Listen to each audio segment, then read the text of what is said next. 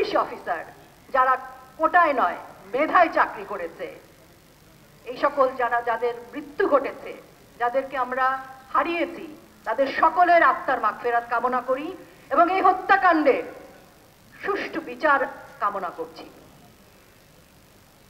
যৌক্তিক মেধা এবং কোটার যে আন্দোলন করছিলেন আমাদের মেধাবী ছাত্ররা, সেই কোটা আন্দোলনের যৌক্তিক পর্যায় পর্যন্ত আমরা দেখেছি সেই কোটা আন্দোলনে যারা একসাথে কাজ করেছেন, সে কোটার পক্ষে রাষ্ট্র ছিল, সে কোটার পক্ষে জনগণ ছিল, আমরাও ছিলাম, আমরা আছি। কিন্তু আমি এই ছাত্রদের বলতে চাই, আপনাদের কোটা আন্দোলনকে ঘিরে আপনাদের ঘাড়ে বন্দুক রেখে যারা আপনাদেরই মতো বাংলাদেশের অন্য সন্তানদের উপর গুলি বর্ষণ করছে, আরো যে লাশ পড়ছে, সেই সুযোগ আপনারা দেবেন না। আজকের এই বাংলাদেশ আপনাদের আমাদের। আজ থেকে 5 বছর পর যে বাংলাদেশের স্বপ্ন আমরা দেখি, যে উন্নয়নশীল বাংলাদেশে আমরা দাঁড়িয়ে আছি, এই বাংলাদেশ মুক্তিযোদ্ধাদের বাংলাদেশ। এই বাংলাদেশে দাঁড়িয়ে আজকে যদি আপনাদের মতো মেধাবী ছাত্রছাত্রীদের ঘাড়ে বন্দুক রেখে কেউ রাষ্ট্র ক্ষমতা দখলের আন্দোলন করে, চক্রান্ত করে, রাষ্ট্রের বিরুদ্ধে নৃশংসতা করে, রাষ্ট্রের সম্পদ ধ্বংস করে, রাষ্ট্রের মেধাবী সন্তানদের লাশ রাস্তায় ফেলে, দৌড়ে গিয়ে পুলিশ অফিসারদেরকে পিটিয়ে মারে, সাংবাদিকের হাতে তো ক্যামেরা, তাকে কেন মারতে হবে? কোটা আন্দোলনকারী সত্যিকারের যে ছাত্ররা রাস্তায় আছেন তাদেরকে বলছি, এ দায় আপনারা নেবেন না, এ সুযোগ আপনারা দেবেন না।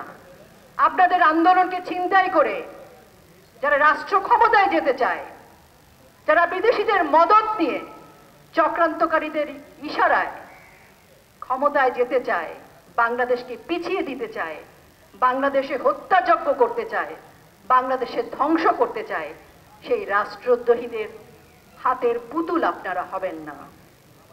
শিক্ষক, অভিভাবক, মা বাবা সবাইকে অনুরোধ করছি, যে কোনো দাবির প্রশ্নে আপনি রাস্তায় আসতে পারেন, যে কোনো আন্দোলন হতে পারে, যৌক্তিক কথা যৌক্তিক ভাষায় বলা যেতে পারে, কিন্তু সেই ভাষাটি যখন অন্যরকম হয়ে যায়, আমরা রাস্তায় দেখেছি নিরীহ ছাত্রছাত্রীদের সামনে কারা গুলি করছে, কারা বন্দুক নিয়ে এসছে, কারা রামদা নিয়ে এসেছে।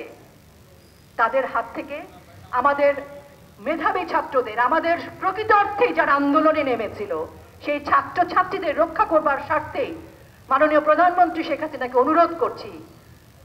তিনি বলেছেন জাতিসংঘ এসে সুষ্ঠু তদন্ত করতে পারে, পৃথিবীর অন্য যে কোনো দেশ থেকে এসে তদন্ত হতে পারে, আমরা স্বাগত জানাই। হাইকোর্ট দাবি দাবা মেনে নিয়েছে, রাষ্ট্র কোটা আন্দোলনকারীদের পক্ষে। তাহলে মাঝখানে যারা এই আচরণগুলো করছে, এই দুষ্কৃতিকারীদের আমরা ধিক্কার জানাতে চাই, প্রতিবাদ জানাতে চাই। এই বাংলাদেশকে আমরা রক্ষা করতে চাই। আমরা এই বাংলাদেশের উন্নয়ন, বাংলাদেশের মুক্তিযুদ্ধের চেতনা আমরা কোনো দুষ্কৃতির হাতে দিতে চাই না। আমরা রাজাকার, যুদ্ধাপরাধী, আলবদর, আল শামস সেই পাকিস্তানিদের দোসরদের হাতে বাংলাদেশকে তুলে দিতে চাই না। তুলে দিতে চাই না আমাদের মেধাবী প্রকৃত স্টুডেন্ট যারা, তাদেরকে আমরা এই সকল দুষ্কৃতিকারীদের হাতের পুতুল বানাতে চাই না।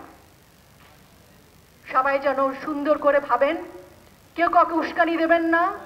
সময়টা আমাদের, সময়টা বাংলাদেশের, আমাদের এগিয়ে যাওয়ার সময়। এই সময় আসুন হাতে হাত রেখে আমরা এগিয়ে যাই, উন্নয়নে কাজ করি।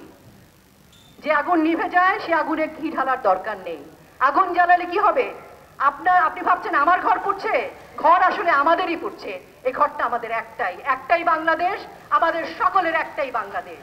আসুন সেই বাংলাদেশের নির্মাণের কাজে আমরা শ্রমিক হই। বাংলাদেশকে জ্বালাও পোড়ার কাজে আমরা যেন অংশীদার না হই, কোনোভাবে কোনো বিভ্রান্তির শিকার যেন আমরা না হই।